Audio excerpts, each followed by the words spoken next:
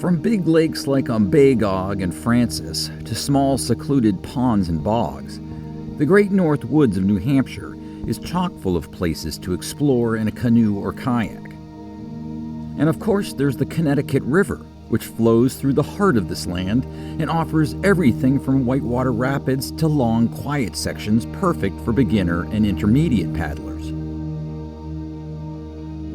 To experience the river firsthand, I took a short trip with Noah Pollock of the Northern Forest Canoe Trail, which manages and maintains several campsites along the river as part of the overarching Connecticut River Paddlers Trail.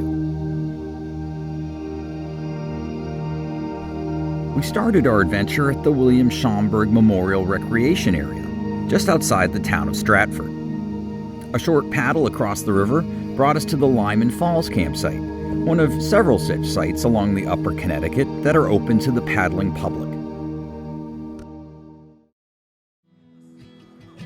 Lyman Falls is one of my favorite spots on the Connecticut River, and this piece of property was privately owned for many years. In the 1990s, we worked to conserve it and transferred it to the state as a state park. Yeah, it's a beautiful site. I mean, you can get lots of tents in here. Sure, there's at least 3 different tenting cells here, and it's a great spot to stop and fish and camp for the night. Oh, that's great. So, I mean, you don't have to pay anything if you're a canoeer, a paddler, and you just pitch a tent here and you're good. One of the neat things about paddling on the Connecticut River is it's free. It's available for everybody. All these sites are first come, first serve, and they're for folks of all income abilities. Yeah, let's paddle on. Okay. I like that idea.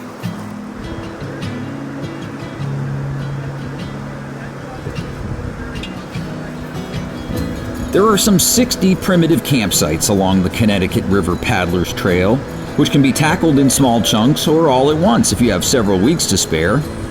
Laminated maps of the trail can be purchased at various local paddling outfitters, as well as on the Paddlers Trail website, which also features an interactive map.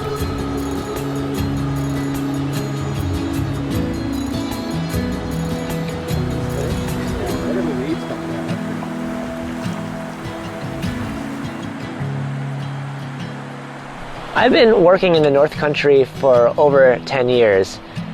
We've been working with private landowners to establish campsites, to secure public access easements on traditional access points. And through that process, I've really grown to appreciate this landscape and the people that live here. And it's been a real joy to be able to work and play here. I think what's unique about the Connecticut River is the variety of partner organizations that have joined together to make recreation possible. There's probably about 30 different organizations ranging from land trusts to towns to state agencies to businesses like the hydro company, Great River Hydro, who help make campsites and access points and portage trails available for the public. I'm Noah Pollock. I'm the regional coordinator for the northern section of the Connecticut River Paddlers Trail.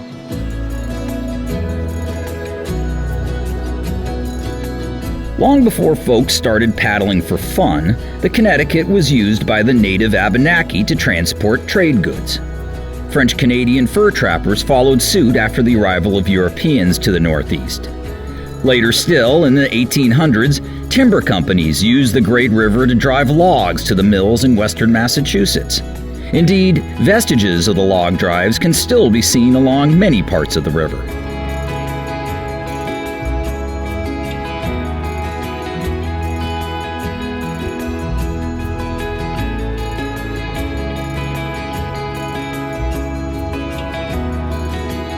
If you'd like to combine some fishing with your paddling, by all means bring a rod, as the Upper Connecticut offers world-class fishing for trout and landlocked salmon, the latter more common in its upper stretches above Lake Francis.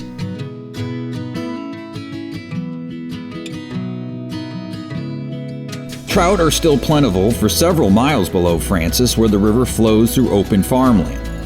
Once you reach the town of Lancaster and the river slows and warms, northern pike and bass enter the picture, and the river holds some giants of both species.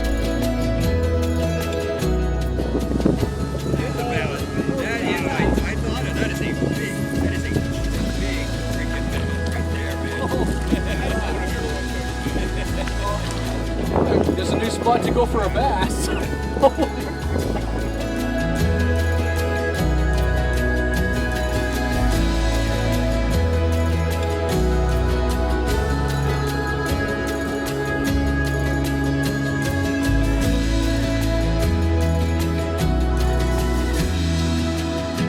After about an hour of paddling, Noah and I arrived at our takeout spot at the confluence of the Connecticut and Nelhegan rivers, where we had left the vehicle.